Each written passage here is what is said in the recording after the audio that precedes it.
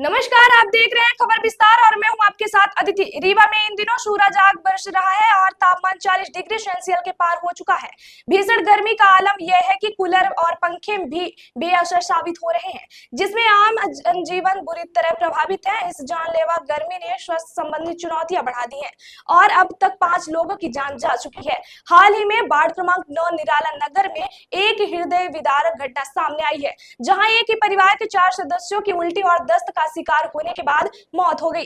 मृतकों में एक 1.5 साल का मासूम बच्चा भी शामिल था। इसके अलावा सीधी जिले के 65 वर्षीय एक बुजुर्ग ने भी कल रात संजय गांधी अस्पताल में लू और डिहाइड्रेशन के कारण दम तोड़ दिया। जिले में आए दिन उल्टी, दस्त, लू लगने और डिहाइड्रेशन के मामलों में लगातार वृद्धि दर्ज की जा रही है। संजय गांधी अस्पताल में ऐसे मरीजों की संख्या में भारी इजाफा हुआ है। संजय गांधी अस्पताल के उपाधीक्षक डॉक्टर यत्नेश त्रिपाठी ने बढ़ती गर्मी और बीमारियों पर चिंता व्यक्त करते हुए जनता को सावधानी बरतने की सलाह दी है। डॉक्टर त्रिपाठी ने बताया कि अत्यधिक गर्मी के कारण लू लगना, डिहाइड्रेशन, उल्टी और दस्त जैसी बीमारियां आम हो गई है। इनसे बचाव के लिए उन्होंने बाहर निकलने पर समय समय पर पानी पीने, सिर को सफेद तौलिया पर या कपड़े से ढकने जैसे सुझाव दिए। उन्होंने सबसे महत्वपूर्ण सलाह देते हुए कहा, बासी खाना तो बिल्कुल भी ना खाएं। सबसे बड़ी बीमारी इसी बासी खाने से होती है। ताजा खाएं, स्वस्थ रहें। सीएमओ यादवेंद्र सिंह बघेल ने भी जनता को चेताते हुए कहा कि अत्यधिक गर्मी में बहुत सारा पानी पिएं और यदि बहुत जरूरी ना हो तो घर से बाहर ना निकले। रीवा में गर्मी का प्रकोप जारी है और इसके चलते स्वास्थ्य संबंधी चुनौतियां भी बढ़ रही हैं। ऐसे में चिकित्सकों और स्वास्थ्य अधिकारियों का सलाह का पालन करना अत्यंत आवश्यक है। ठीक बात कही है आपने। अभी वर्तमान में कुछ दिनों से बीच में पानी बरसा, उसके बाद से गर्मी बहुत तेजी से बढ़ी है और दिक्कत यह है कि जो उमस है उसके कारण से जो टेम्परेचर है वो टेम्परेचर का डिफरेंस और ज्यादा महसूस होता है और गर्मी महसूस होती है। ऐसे उमस भरी गर्मी के तापमान में सबसे ज्यादा प्रॉब्लम होती है हीट स्ट्रोक की, लू लगना जिसे कहते हैं। दूसरा, क्योंकि खाना जो है वो बहुत जल्दी से खराब होता है, उसमें बैक्टीरिया वगैरह का बहुत देर तक रख देंगे गर्म तो उन पर बैक्टीरिया बहुत जल्दी से पनप जाते हैं, तो खराब खाना खाने से आदमी की तबीयत, गैस्ट्रोएंटेराइटिस, उल्टी, दस्त, ये सब चीजें हो सकती हैं।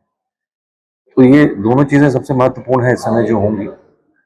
और डिहाइड्रेशन हो सकता है लोगों को, जो कि पानी शरीर से खंडीय लवण उड़ते हैं, पसीना बहुत निकलता है तो डिहाइड्रेशन हो जाता है, क्रैम्प्स आ सकते हैं, बड़ी तेजी से शरीर अकड़ सकता है, बेहोश हो सकता है आदमी, अचेत, और बहुत सीरियस होगा तो वो भी हो सकता है कि तबीयत खराब हो जाए। तो इसलिए मैं इसमें 2-3 बातें कहूंगा कि एक तो सबसे पहले बहुत ताज़ा खाना ही खाएं, खूब सारा पानी पिएं और सिर्फ पानी ना पिएं, पानी में नमक और पानी का मिश्रण जो बना के, नमक और शक्कर का मिश्रण बना के, जीवन रक्षक घोल जैसा, उस तरह की चीज़ों को पीते रहें, फलों का रस पीते रहें, नींबू पानी पीते रहें। शरीर में इस तरह लवण मिला के पानी की कमी नहीं होने दें। ताज़ा ही खाना खाएं, शरीर को ढककर रखें, सूती कपड़े पहनिए, ढीले कपड़े पहनिए और छाया में रहें, बहुत तेज कड़ी धूप में न जाएं, बहुत हार्ड काम न करें। ये 2-3 बातों का ध्यान रखेंगे तो जल्दी ही ईश्वर की दया से मानसून आने वाला है। वर्तमान समय में जो वातावरण गर्मी का है उसमें काफ़ी मरीज जो है उल्टी दस्त के अस्पताल में आ रहे हैं। कई तो बड़ी गंभीर स्थिति में आते हैं, अधिकांश भर्ती होते हैं और उनमें से कुछ एक की मृत्यु भी हो जाती है।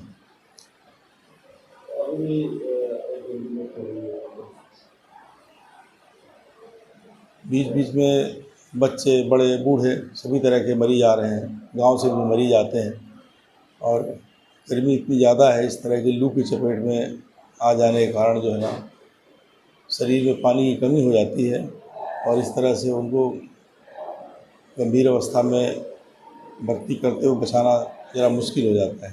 इसमें बचाव क्या है, इसमें क्या करना चाहिए, सावधानी क्या है?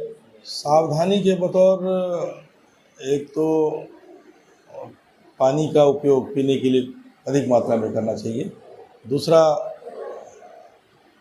ज़्यादा धूप में बहुत आवश्यक ना हो तो घूमे घामे ना निकले और अगर निकलना ही पड़े तो कपड़े पूरे पहने हुए होना चाहिए, मुंह ढका हुआ होना चाहिए, लेकिन पानी की मात्रा पर्याप्त होनी चाहिए, चाहे साधारण पानी के रूप में या इस समय आम का पन्ना उपलब्ध होता है, आम का पन्ना वगैरह, शरबत वगैरह, इस तरह की चीज़ें लेकर के चलें और साथ में भी पानी लेकर के चलें तो अति उत्तम होगा। और अभी पेशेंट की मौत हो गई जी, एक पेशेंट की भी मौत हुई। हाँ, अभी तो एक मरीज इसी उल्टी दस्त के कारण ही मृत अवस्था में 65 साल का मरीज सीधी जिले से आया और यहाँ परीक्षण के दौरान उसकी भी मृत्यु हो गई।